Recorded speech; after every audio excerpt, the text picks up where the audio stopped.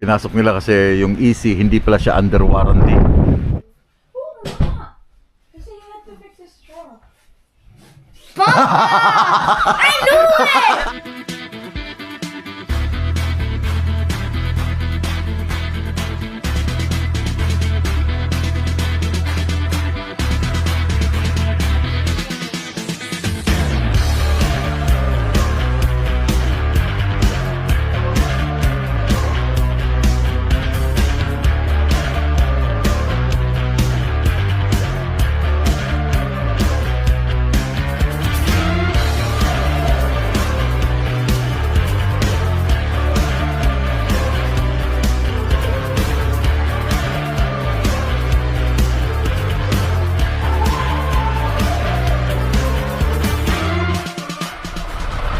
Good morning mga choy, mga chay. Good morning internet.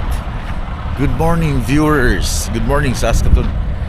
Dito ako sa isang truck stop sa bago papasok ng Saskatoon. Kasi sabi sa akin, oh, meron ng Chinese dito, cafe, ano yan? Harmony, para mag-breakfast at saka lunch, brunch na siya. So sabi nila masarap daw kumain dito. I'm not sure. Bukas meron kasi yata. Wala klaro, close ang restaurant. Kung kailan na, sabi sa akin ni Manny, oh tigil ka dyan kasi may masarap na pagkain. Close. So diretso na ako ng Saskatoon.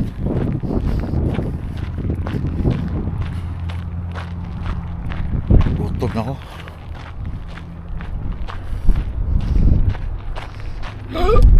Burdagul. Burdagul.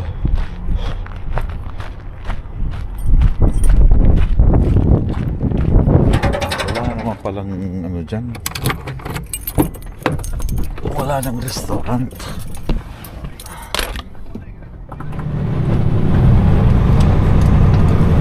Please drive to highlighted route. Turn right at the stop sign.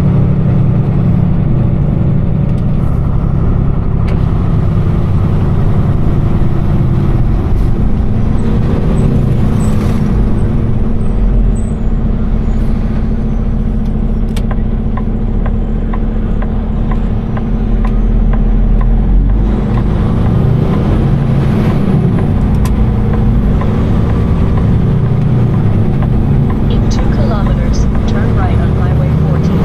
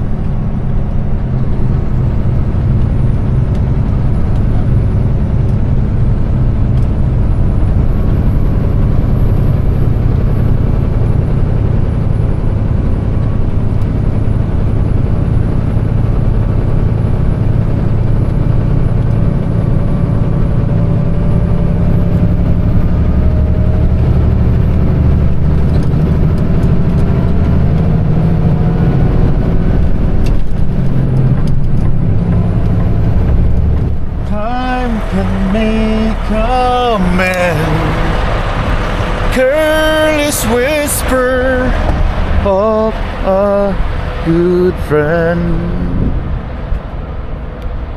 So nandito na ako sa Saskatoon Training Center. Ito ay i-display nila sa dyan sa building na yan. Maraming equipment dyan ng ano, New Holland, puro New Holland, Kasi. Yeah, i-display nila to dun sa loob para sa mga farmers na gustong mamili, tapos mga specification ng equipment na to, anong meron sa bagong equipment na to. Kaya nandito ako ngayon sa training center ng Saskatoon Training. Yeah, parang ganun. Yan, sa loob niyan, ang dami yan. Ang daming mga equipments. So dito ko na pinesto para mag-ikot ko kanina. So anyway, balik na naman sa basic. Tanggal, baba, tanggal, baba, tanggal, baba. Ganitong trabaho. Ngayon, meron akong problema. Kasi hindi ko matanggal yung isa. Itong lalagyan ng collar na bend. Ito grabe yung pagka-bend niya kahapon. Kasi pag salpak ko nitong trailer, itong pin, di ba natatanggal to? Lumabas yan. Biglang lumabas. So itong trailer na ito, dumiretso to, bumangga. Tingnan mo, ng-bend nga itong airbag. Bumangga doon. As in all the way, dahil pag hindi niya makatch yung kingpin, didiretso yung trailer sa likod. So ngayon, na-bend siya, hindi ko matanggal. Tawag ako sa mekaniko kasi malapit na rin kami dito eh. Tawag ako sa opisina, padala ako ng mechanic dito para i-torch yung bakal at para mapupok. Kasalig lang bagay, doon ragay ko sa shop. So kailangan, hindi ko matanggal eh.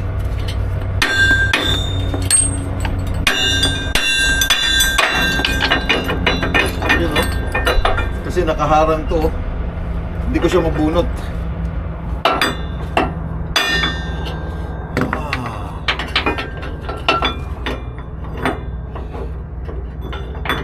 Ano yung gagawin ko dito?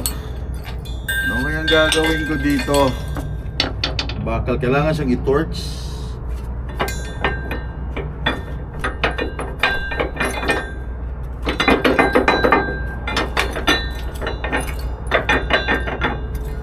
Okay, kailangan kong sirain to.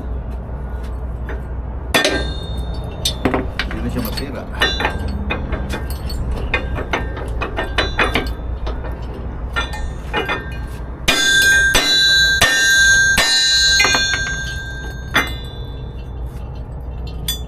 Ito kailangan maputol ko to eh.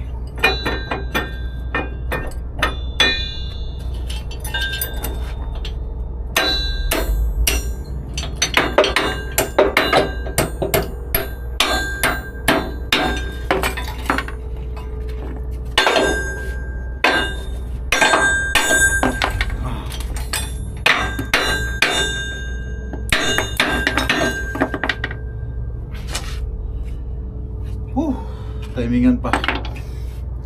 Sabi ko kahapon talagang hindi ito uubra dahil nag-bend siya eh. Kailangan siyang itayo ulit, initin, hilahin.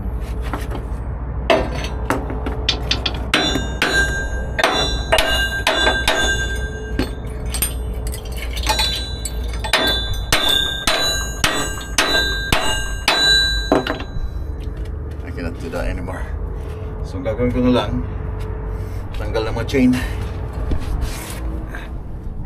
So there you go. Q-line to the rescue.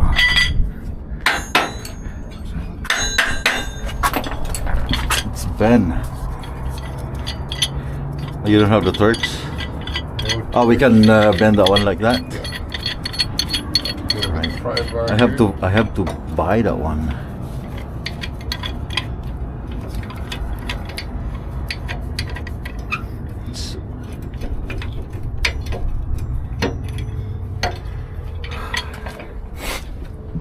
Bilis no.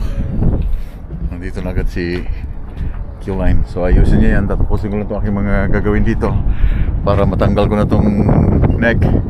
Tawagan ko yung in charge dyan na ready na yung equipment niya para ibaba. Hinubaran ko na yung equipment. So ready to pull out na siya. And yeah,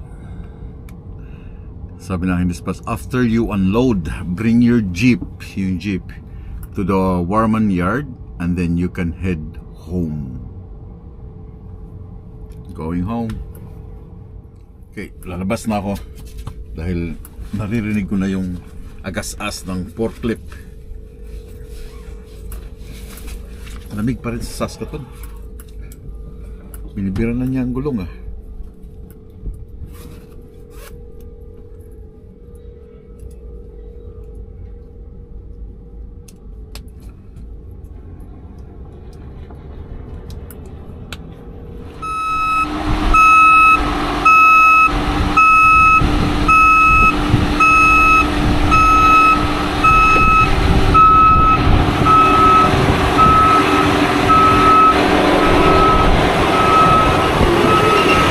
Yun, tapos.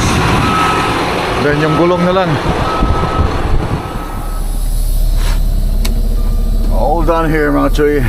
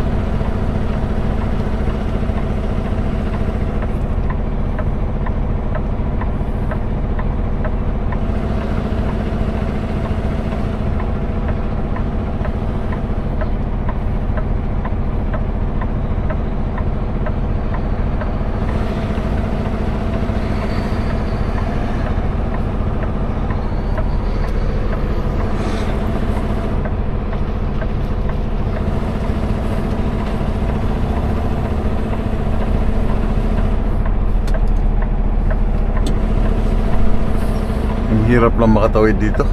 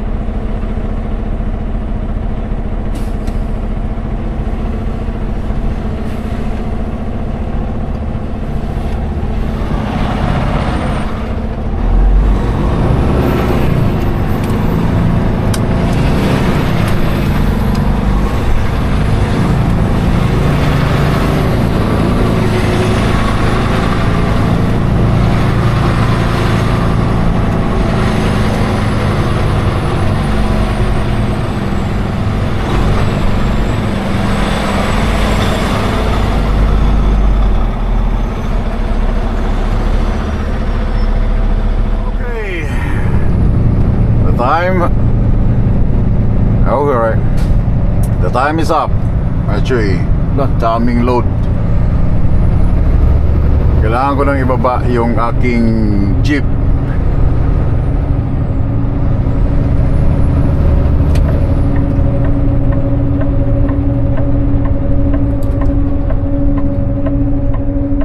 Q-line, wait Q-line.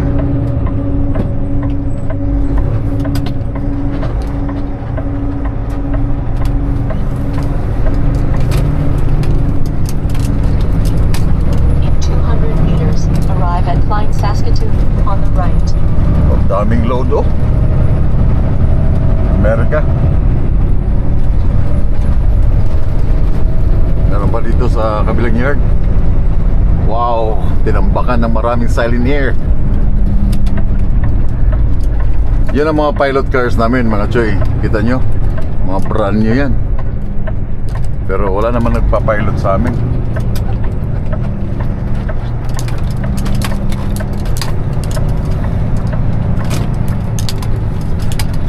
Kita nyo yung load. Namumuti ang yard ng Q-Line.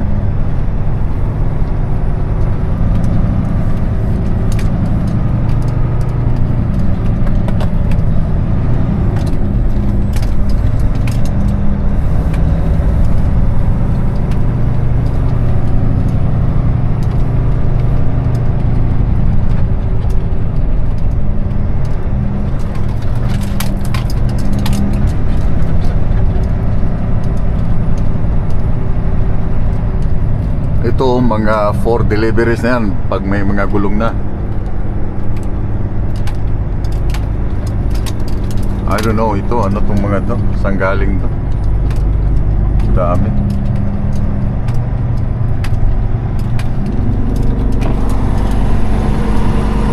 Yan, may mga combine ba doon?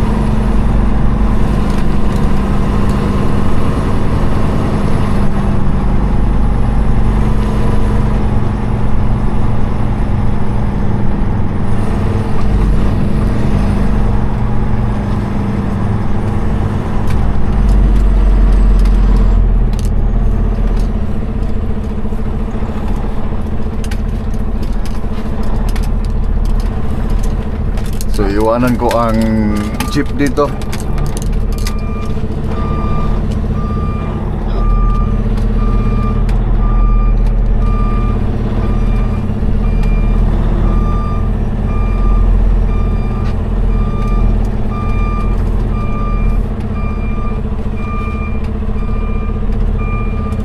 Hindi naman sa akin to, hindi naka-assign sa akin to dahil sabi ko nga sa inyo, hindi pa ako wala pa ako dito sa ganitong kalakaran nila.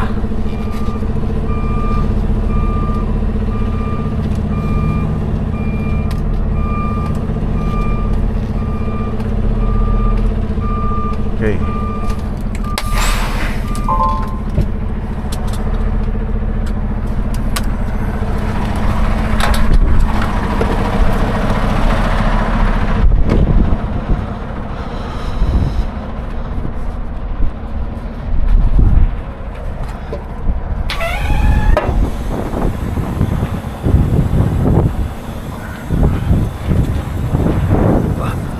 Problema ko mamaya.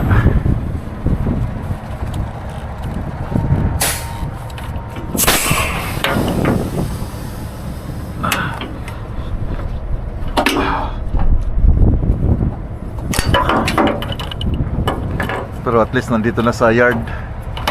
Maraming makakatulong sa akin.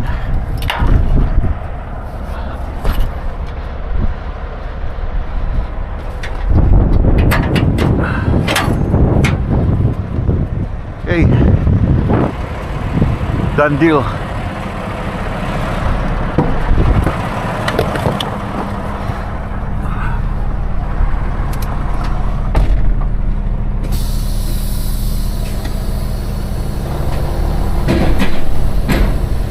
There you go.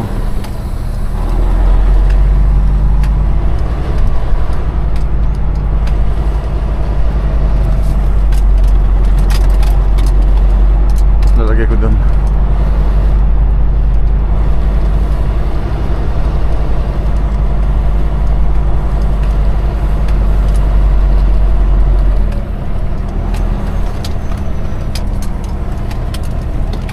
I hope mga choy nag-enjoy kayo sa Arizona.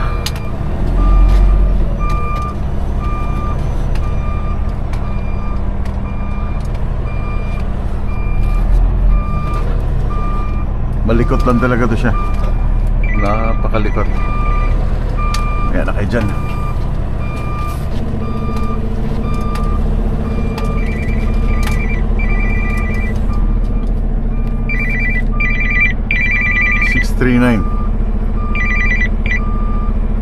Hello. Hello?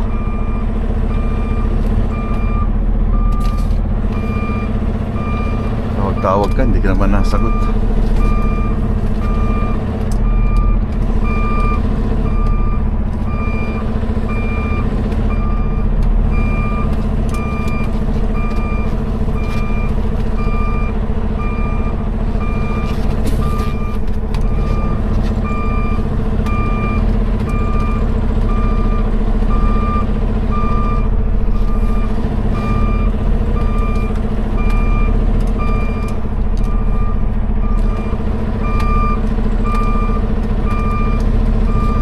Uy, ang daming damage dito ah. Hey.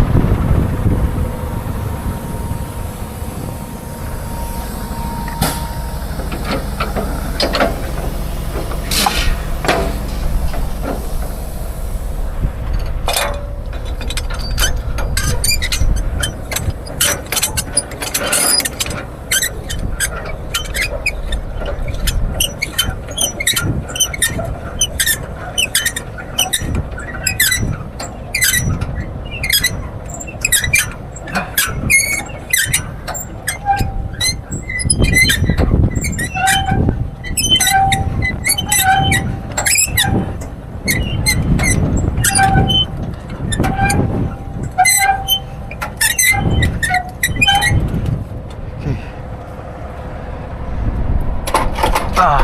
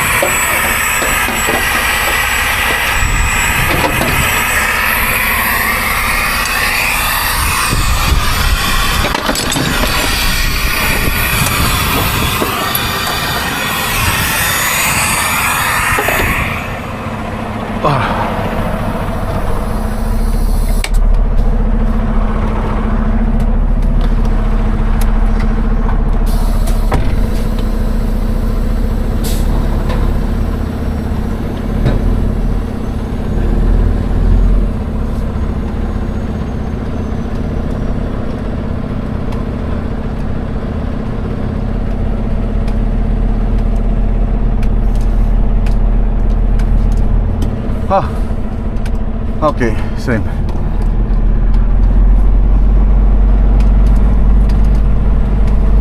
Magpi-flip pa ako ng trailer.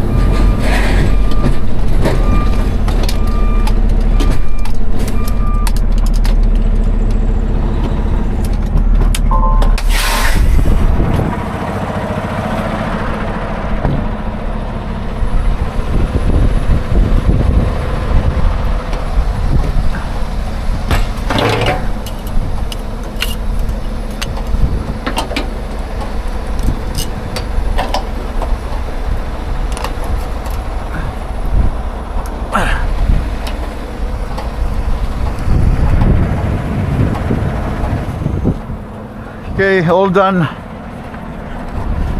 Pupunta ako sa kabilang yard para split.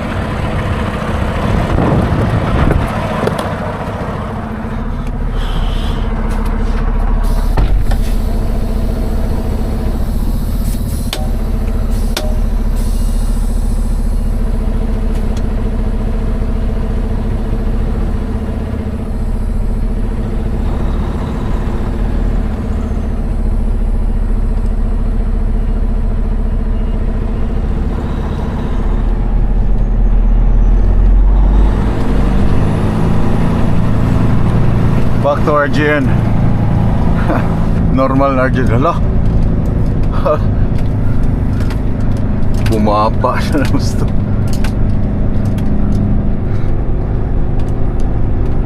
Lumupog eh. Hala sila dyan.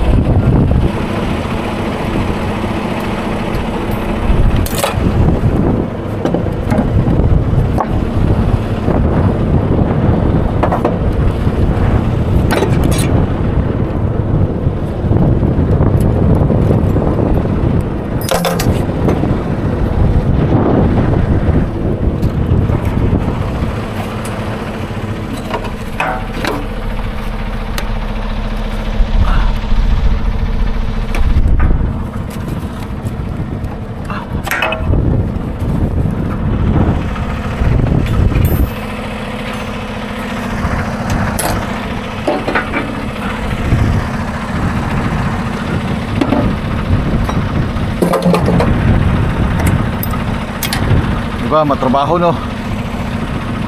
Trabaho to.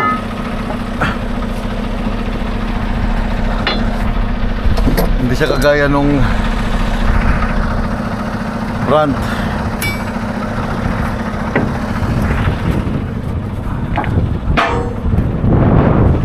Yung front madali lang. Isang flip lang yung front. Ito may mga bracket pa to eh.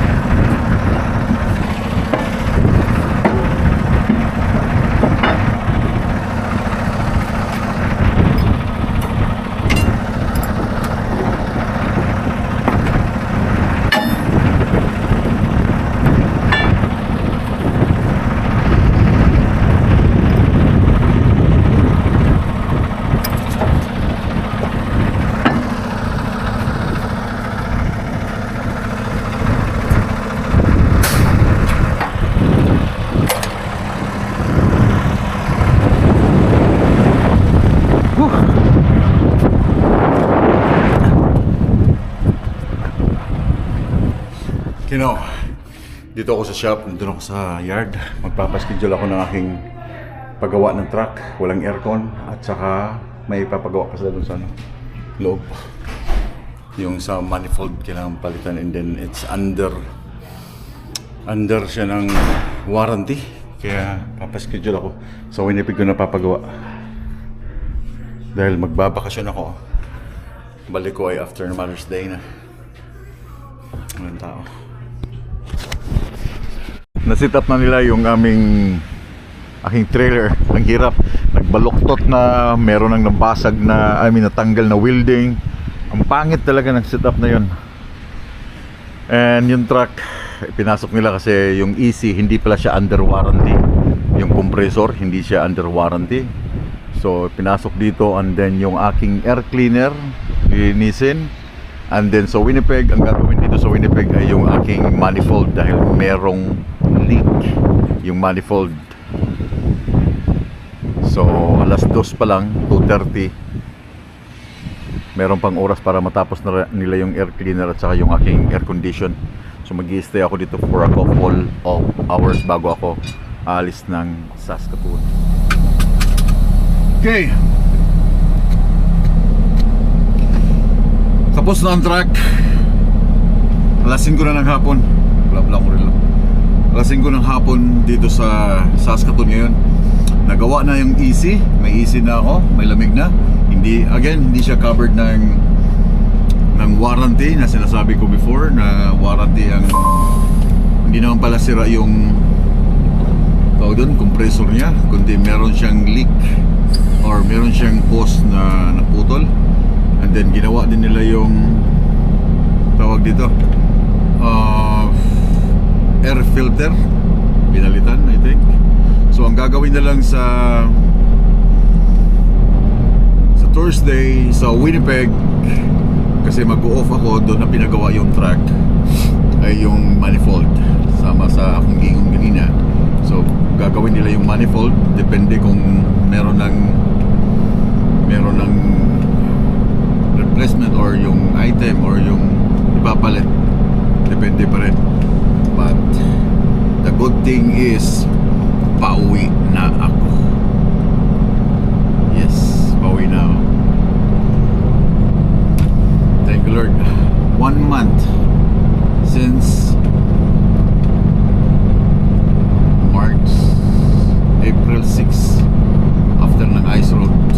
1 month. Ginawa nila, nag-overtime sila.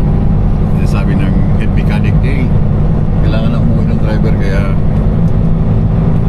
tapusin yung overtime. And uuwi ako ng 9 hours drive,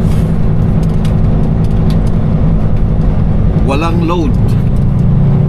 9 hours drive, walang load na karga si Marco pabalik ng Manitoba. Wala. Empty for 9 hours. Kalaan nyo yun? Meron bang company na magpapa-empty sa'yo? Papauwiin ka? Gamit ang kanilang truck, diesel, engine oil, rubber, trailer for 9 hours. Nagdadrive ka, walang laman, wala silang kinita sa'yo para ka lang makauwi sa Manitoba. Only Q-Line. You have 7 hours and 30 minutes of remaining drive time.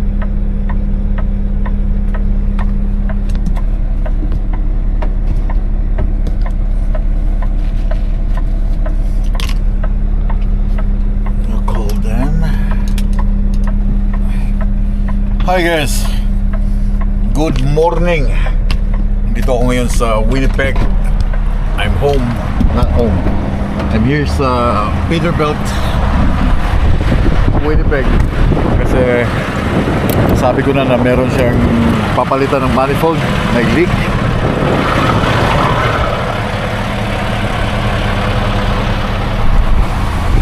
Try ko lang kung pumasok na yung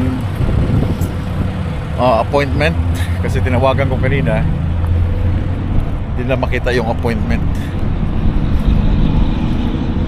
So iwanan ko ang trailer dito and yung truck, babalikan ko na lang siya when the truck is finished na, or kung kailan ako babalik, by Monday. You have a VIN number with you right now? The what? VIN number, last 8 VIN number. When? The serial number of the truck. I don't have. You have a truck here? Yeah, it's the outside. Can you bring it outside bay 1? We'll get the information from your truck and we'll see if we have the appointment or not. B1? Yes, outside bay 1. Okay, outside And B1. what's the appointment for? I think it's about the manifold. It's under warranty. Okay. Yeah, with Okay, manifold we have to replacement. see if it's at warranty or not, that's another story, but I have to see first thing first if you guys have appointment or not. So I'm gonna put the truck on the B1 outside. Like, bring it up. Do we have any other truck here right now? You would bring it outside bay 1. I'll open the door, we'll bring it in. Okay, B1. Here. Oh wait. Excuse me. I have a trailer. You have to unhook your trailer then. You What? have to go to the round to the end of the corner, the gravel area, just unhook your trailer Unhook? and bring it outside bay 1. Okay. Knock daw dito.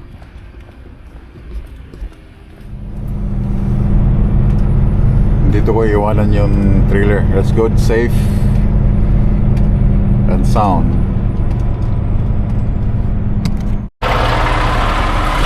First time ni Bordagol papasok sa shop. Wala eh. Nakita nila yung leak during dun sa yearly. Oh, sold oh. Bordagol din oh. Sold. Nice truck. Ito yung loob nila. So anyway, na-check na nila ang truck and then pag lalabas ang truck, sila na maglalabas. Hindi na daw ako maglalabas. Hintayin kong lalabas ang truck dahil kailangan ko ang mga gamit ng sasakyan. So sila na daw. Wala nang tiwala sa akin. Akin naman yung truck. I mean, unit ko naman yun. Hintayin ko lang yung aking dalaga.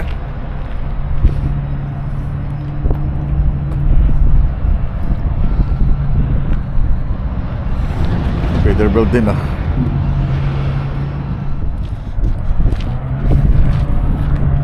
Welcome home.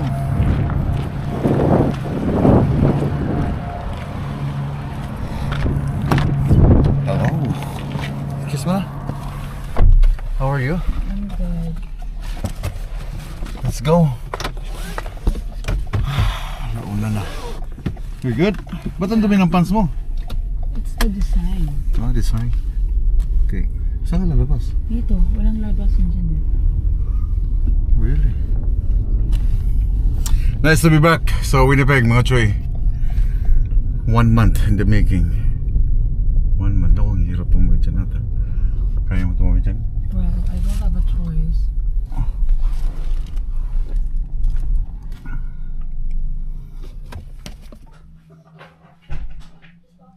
No, not yet. Nasa Peterbilt. Oh, I just got his things. He went and dropped him off at Peterbilt again. Oh, Mama! Kasi he had to fix his truck. I knew Papa was here! I knew it! Come here! Come here! I knew it! How did you know? Come I here! know. I miss you, come here! And I know you've been hiding No, there. how did you know? I miss you! I miss you! I knew it. How'd you know? How did you know? Cause sometimes you always do that all the time. And they heard your camera. When we open the door, Hi, Owa! Hi. I miss you, big boy! Tell me about Papa. I miss you.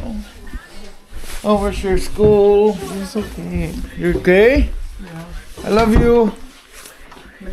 Thank you, ata. Maliligo pa? Why? Tingin nga. Hi.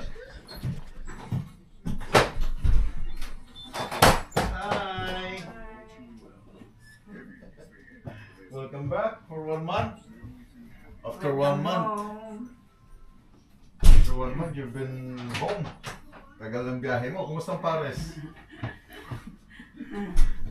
Kumusta ang Paris, France? Hindi pa rin bumili ng sapatos. Abay, hintay kita. Ay. Oh my God, kailangan mo ng palitan. Oo, expired na yan.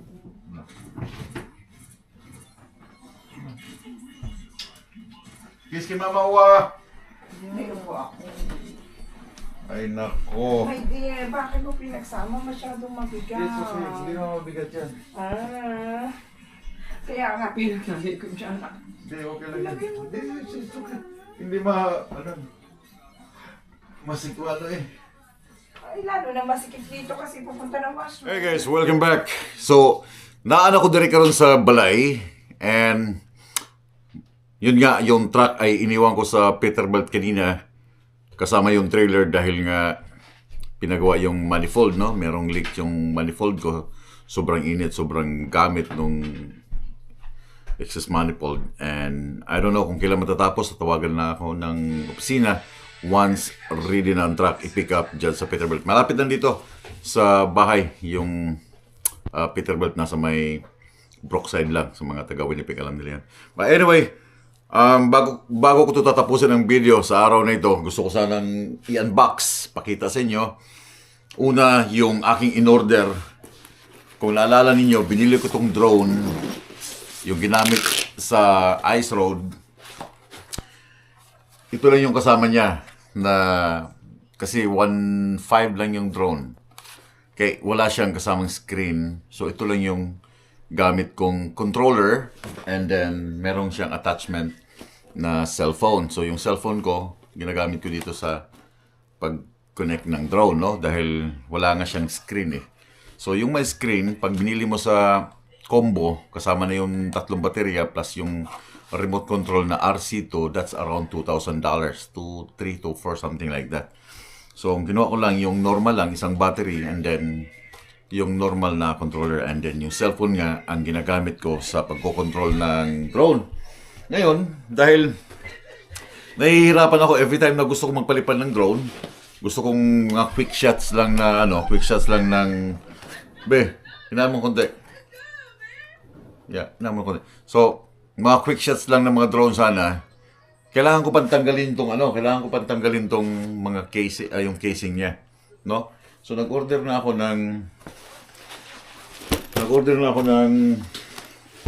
remote control na RC2 sa DJI mismo, sa website ng DJI, kasi nagkakaubusan ng stock, and it's around $400. Galing pa ng Amerika. Mahal, expensive, shadow.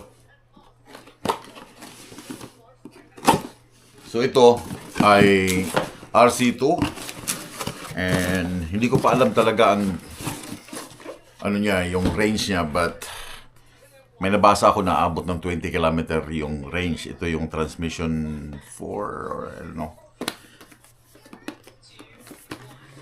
So nakalagay dito DJI RC2. Ito yung madaya sa DJI eh. Kasi may mga DJI na ako. Yung RC na ginamit ko before sa R2S, hindi siya pwedeng gamitin sa R3S. So may mga ginagawa silang tawag dito, mga remote control na hindi mo pwedeng gamitin sa ibang remote control. Utak, no? Kaya bentang-benta sila eh. So ngayon, dahil kailangan kong bumili ng RC2 na remote control. So ito ay magmamatch na siya sa DJI 3. So anytime na gusto kong mag-quick shot, like pasusunurin ko yung drone, so automatic na siya. Meron na akong RC2. Iba siya dun sa RC, mas malaki siya sa RC na ginagamit sa R2S. And yung kanyang stick dito, nasa likod, kasama na. Then, ang laki ng kanyang screen. Laki ng kanyang screen. Parang cellphone din kalaki. Almost there. Cellphone ang laki. So, kanyang stick na kailangan siyang ikabit. So, meron siyang antenna. I think yung range niya ay around 20 kilometers something. Start. DJI. So, meron akong remote control ng R3S. Anytime. And kagandahan din niya, dito sa likod, pwede kang maglagay ng, I think para nakasakbit siya. Yung nasa liig. So, pwede ilagay dito. But, hindi ko napapakita sa inyo it takes time. Saglit lang. Ang setup nito, ako na magsiset-up, but yeah, ito yung RC ng DJI R3S ng drone na ito. So, yun nga, again, anytime pwede na akong kumuha ng quick shot, lipad. Kasi pag nagdo-drone tayo, hindi naman kailangan ng 27 minutes na drone eh. kukuha ka lang ng magandang spot, like mga 2 minutes, 1 minute din, pagpipilian mo yung magandang shot, no? Hindi mo na kailangan 27 minutes, papakita mo sa TV, sa yung video na 27 minutes, lumilipad yung drone mo. Hindi naman ganun. Kadalasan sa mga drone shots is 2 minutes, 1 minute lang yung show. Then, yeah, ito yung DJI Air 3S, mas malaki. Sa, tawag ito, Air 2S. Pero I think, kasing laki siya ng aking DJI Pro. Yeah. Ito yung DJI Air 3S. Kaso lang, hindi ko na mapakita sa inyo yung DJI Air 2S dahil nawala na nga siya, no? Nag-fly away. And ito yung aking unang drone na DJI. Halos magkasang laki sila ng DJI. Mas malaki ang Mavic. Yeah, mas malaki ang Mavic na DJI drone.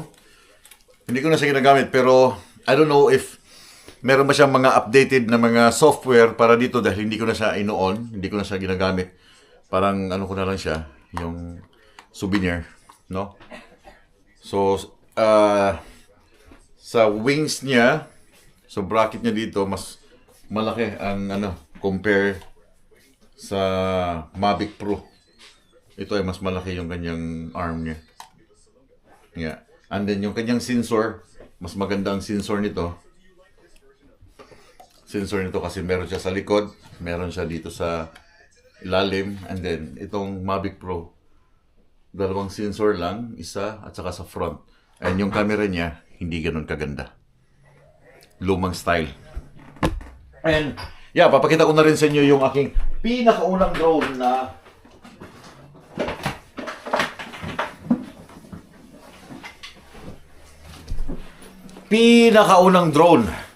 na binili ko through Amazon na hindi pa ako marunong magpalipad ng drone before. Ilang beses ako na bangga. Ito yung tinatawag na F24 Pro. This is $300. Yeah, as in hindi ako marunong magpalipad before. See? Wala, pipitsugin lang na drone. Yeah, konteksto. Ito yung pinakauna talagang drone. And then nung nag-start na ako mag-DJI, ito yung nabili kong DJI sa Facebook Marketplace na ginamit lang nila ng one time nung nirescue ang kanilang kapatid na nawala, yung Indian, nawala sa, tawag dito, sa Ontario during winter time. So ito yung ginamit nila. Ito pa yung kagandahan before, yung, sikat pa, Mavic Pro, wala pa yung mga Air 3S, wala pa yung mga maliliit na drone. Ito pa lang before na drone. So, ang sumunod nito, yun na yung DJI Air 2S. Okay? Ito, nakailang flight lang to siya. And again, hindi maganda yung quality ng kanyang video na ginamit. Yung pakita ko na hindi siya maganda. But, this one, Air 3S, ito yung pinaka-the best talaga. Hindi mo na kailangan i-adjust yung settings ng kanyang color sa video. Nag-automatic siya. Ang ganda niya. Pero yun nga lang, pricey masyado. But anyway, thank you so much sa mga viewers kasi ang pinabili ko dito galing sa inyo. Yung kinita ko sa YouTube. But again, ito yung aking pinakaunang drone. And next, mamaya ko na ito i-set up.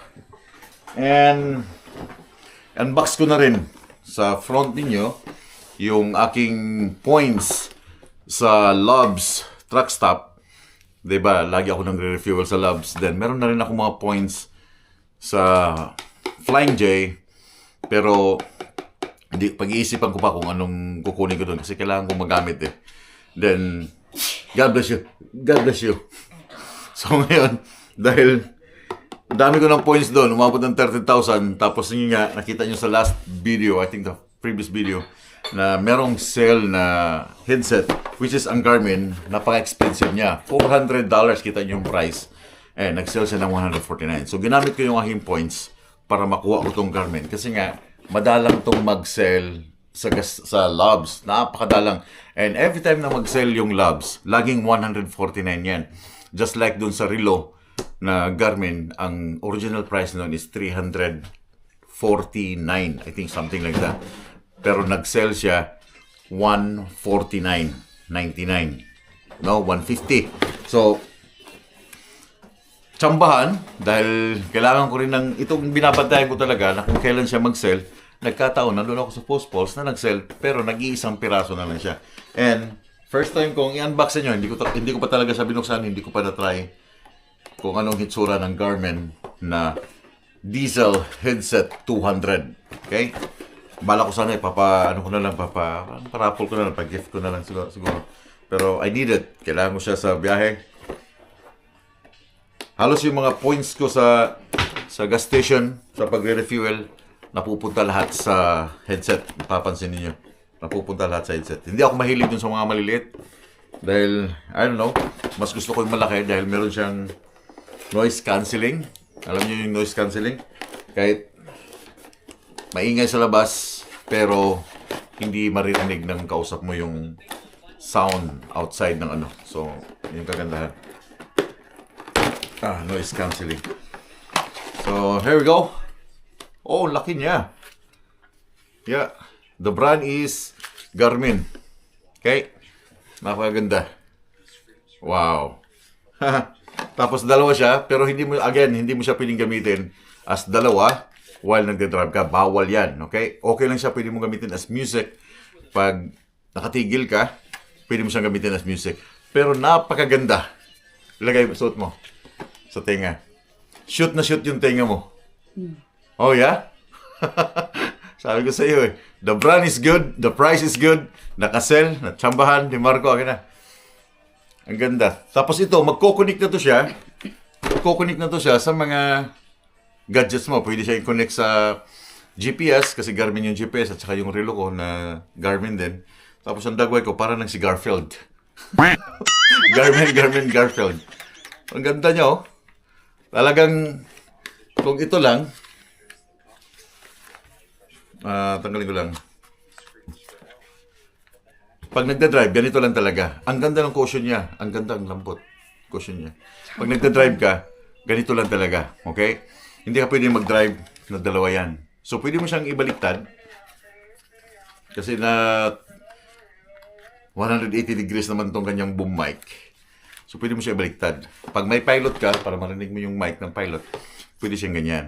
Pero kung nagda-drive ka, para marinig mo yung explosion ng tires mo, if ever na may puputok sa ano, ganyan dapat.